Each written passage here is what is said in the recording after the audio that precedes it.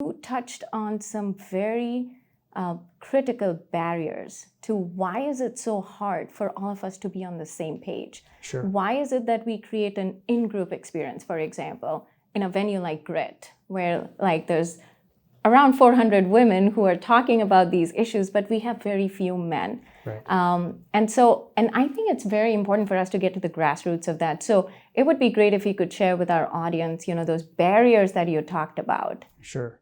And the way I tried to approach it was ask the question, why aren't more men engaged as allies already? Mm-hmm. Because I think men, for the most part, are good and decent and well-meaning people, but why aren't they more on board? Yes, agree. We're both married to men. Yeah. We both have sons. Yes. Yes. But it still begs the question, yes. why aren't they more engaged in such an important issue?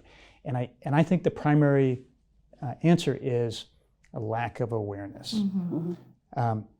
Most men don't understand the issue of gender inequity nearly as well as women because they don't experience the world like women do. Yeah. And I had mentioned in the talk, privilege is invisible to those who hold it.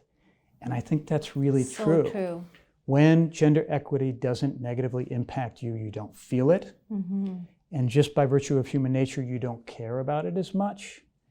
And you're not using your energy and your time in a busy day to do something about it.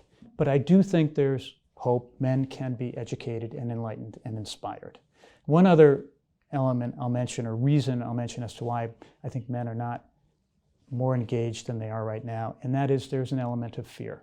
Mm-hmm. There is this misperception that improving the station of women through addressing gender inequity will somehow or another detract or pull men down. Yes. And so they're a little bit afraid of what might happen if there's more equity in the workplace, when in fact, if there is more equity in the workplace, it is a gain for everyone, both men and women.